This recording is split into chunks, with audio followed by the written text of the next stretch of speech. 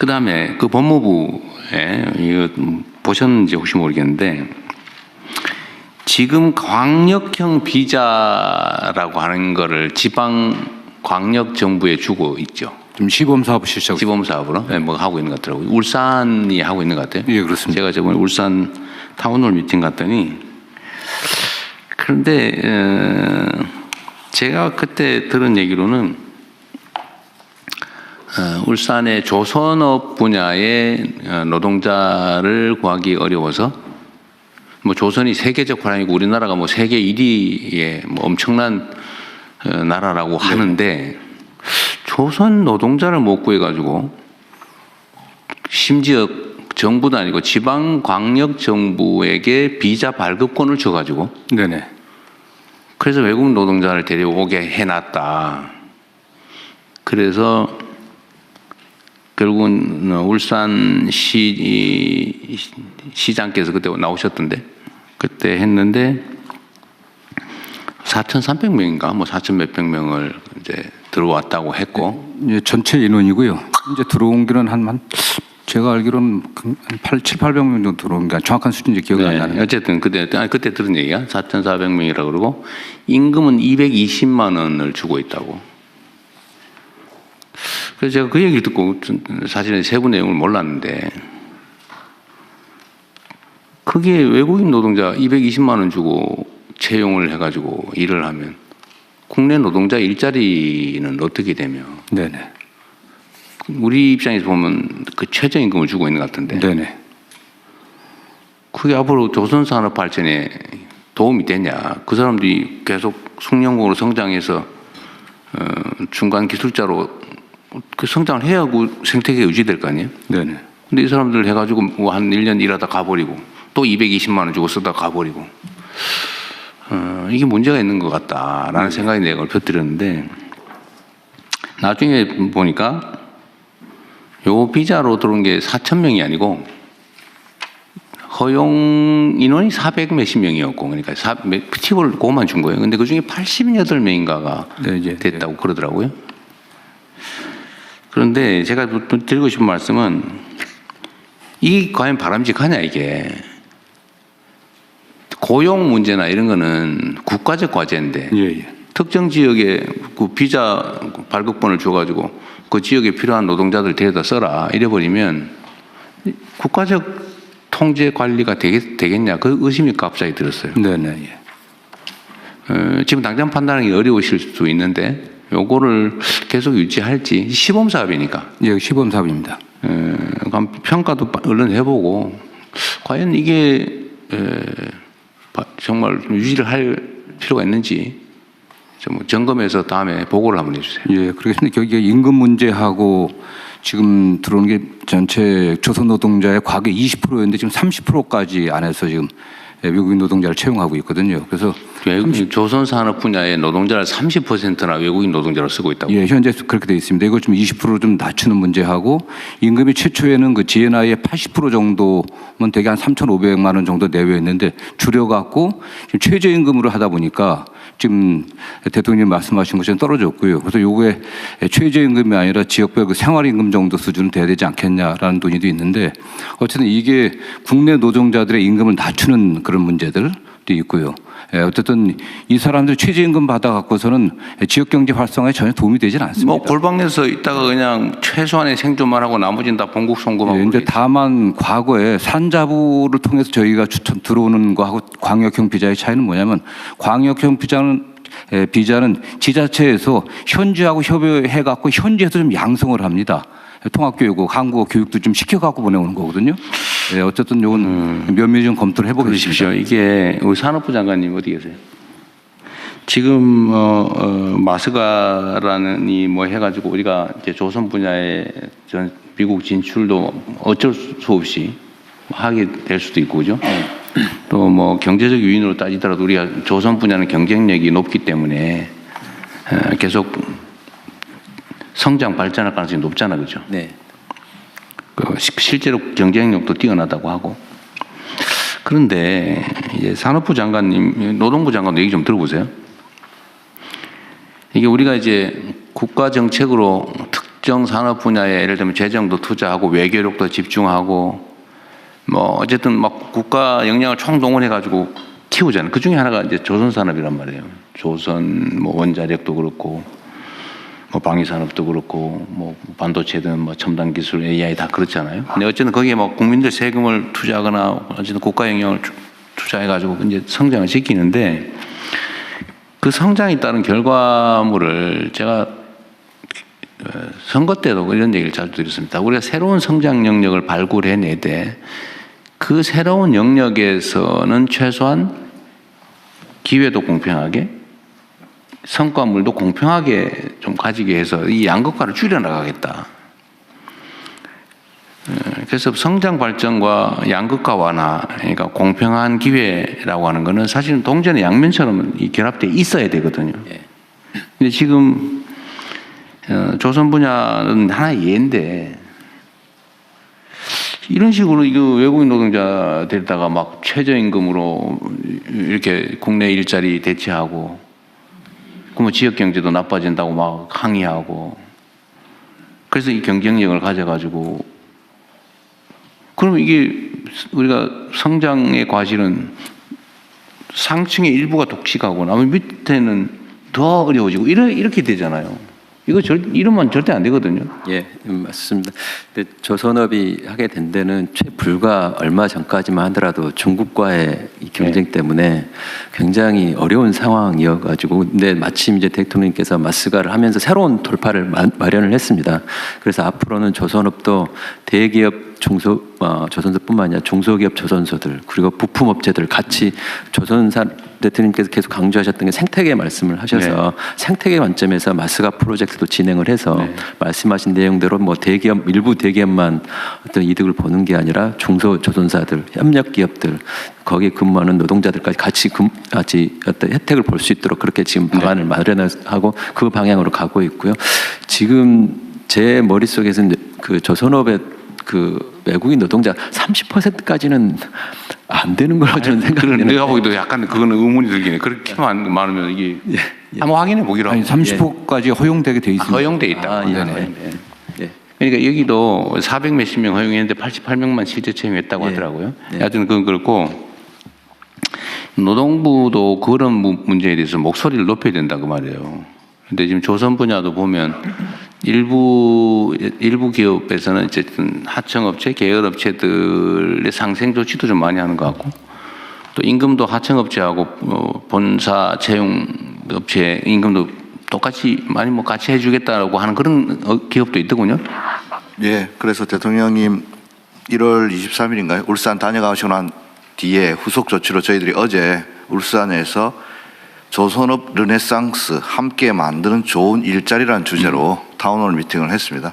거기서 나왔던 이야기가 한때 사양산업으로 불렸던 조선산업이 이제 K조선이라고 세계를 이제 호령하고 있는데 새 정부 들어서 가지고 선박 수주가 지금 앞으로 10년간 특히 아까 중국과의 경쟁에서는 이미 벌크선이나 컨테이너선은 중국에서 가져가고 저희들은 LNG라든지 방산 이쪽으로 완전히 특화돼 가지고 앞으로 10년간은 뭐 호황이 올 것이라고 하는데 제가 드렸던 말씀은 도크에 배가 쌓인다고 또 수주가 10년간 됐다고 해서 그게 르네상스냐.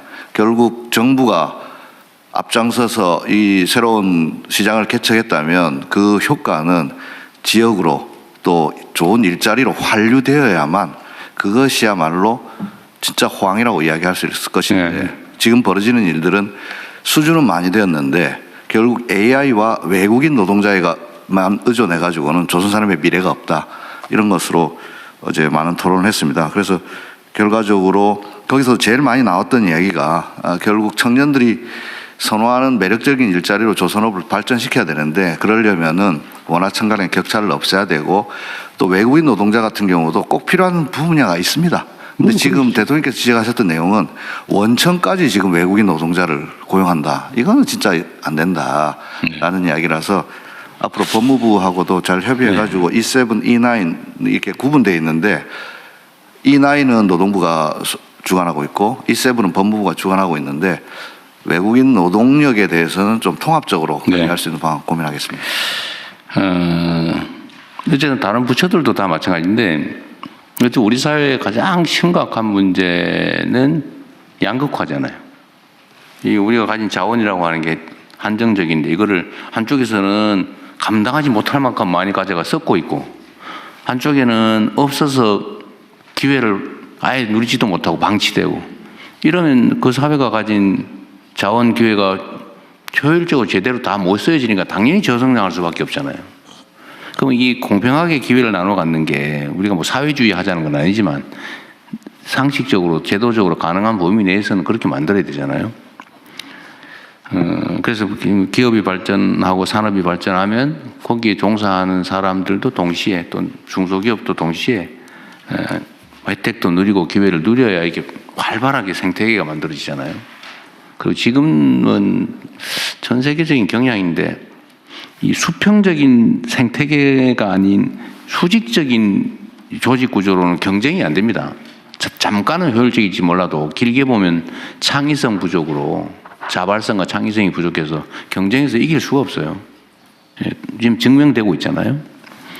그래서 조선 분야뿐만 아니라 뭐 다른 분야도 다 마찬가지죠. 근데 특히 조선 분야가 이게 사이클이 호황 불황이 워낙 크다 보니까 이 고용 안정성 문제도 관련이 있어요.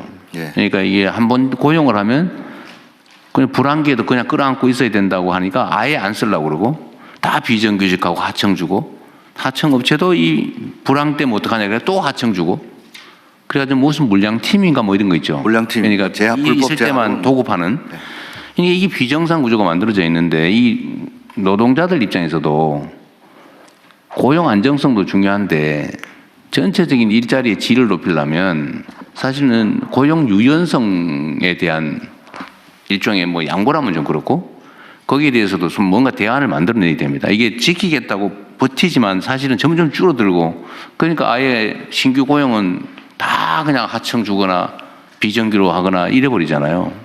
그러니까 이것도 언젠가는 사회적 대화를 통해서 대타협을 하든지 해야 되는데 지금 당장은 어렵긴 하지만 그래도 방향은 그렇게 잡고 가야 된다. 네, 그래서 네. 저희들이 어제 결론 아닌 결론으로는 조선업 르네상스를 정말로 실현하기 위해서는 노사정 또 지역 상공인 포함해가지고 사회적 대화를 통해서 정말로 어떻게 우리 조선 산업을 이렇게 낼 것인가. 대통령 말씀처럼 기업의 산업부 장관 말씀처럼 기업의 어려움은 지금은 호황이라고 하지만은 또 언제 이 수주 산업이기 때문에 또 급락할지 모른다는 두려움이 있는데 그래서 제가 그렇게 말씀드렸습니다. 우리 부산, 울산, 동구든 거제든 우리 중공업, 우리 조선사라고 말할 수 있도록 평상시에 호황일 때 우리가 지역 경제에 기여했고 좋은 일자리를 만들었다고 하면 불황이 오더라도 아마 노동자들도 상인들도 우리 조선소 살리자고 나설 것이다.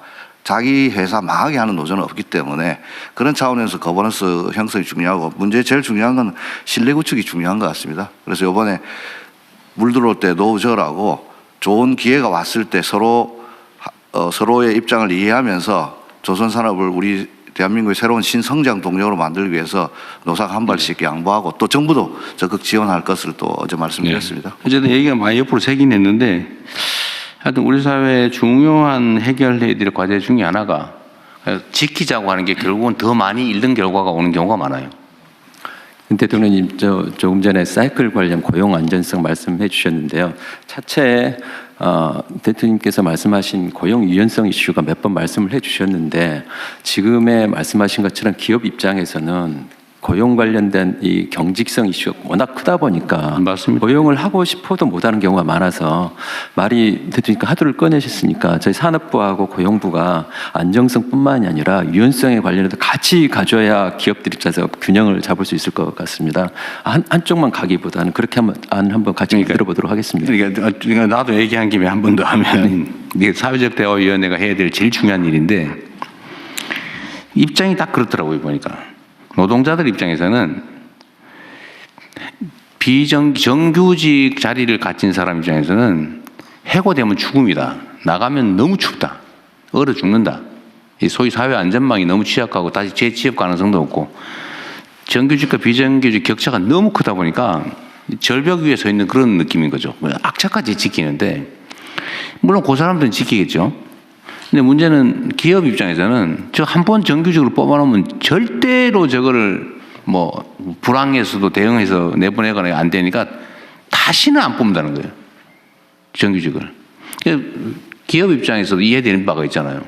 그 노동자 입장에서 이해되는 바가 있잖아요. 그럼 이게 또 악순환이 계속되고 있는데 이거 어떻게 할 거냐.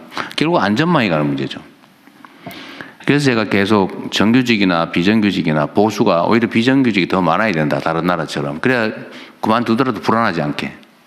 그리고 뭐 실업을 하거나 이럴 경우 사회 안전망이 튼튼하다. 내가 해고되거나 아니면 직장을 고용 유연성 때문에 불안기에 그만두더라도 내가 살 길은 있다라고 믿어지는 거는 결국 안전망 확충이잖아요.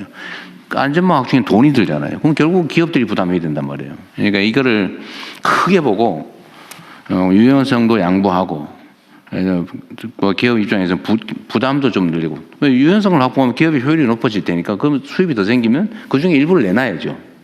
이게 크게 보고 이 대화를 해서 타협을 해야 되는데 문제는 신뢰가 없어. 아까 얘기한 대로 못 믿는 거죠. 혹시 뒤통수 치지 않을까, 배반다 하지 않을까, 이용만 해먹지 않을까. 우리 사회 대화가 부족해서 그러죠. 적대감이 너무 강해서 그냥 서로 의심하고. 그러니까 이거를 언젠가는 해결을 해야 되고 최대한 빨리 해야 되는데 그 부분도 산업부하고 사실 바로 당사자이기도 하죠. 관할 관점. 저하고 그 고용노동부 장관은 굉장히 특별한 신뢰관계가 있습니다. 그 두 분이라도 일단 해야지. 잘하고 있습니다. 네. 대통령, 저도 한 말씀. 비자관련 딱 한 가지 좀 부충하겠습니다. 말씀하십시오. 예. 그 전체 조속 노동자의 30%가 아니고요.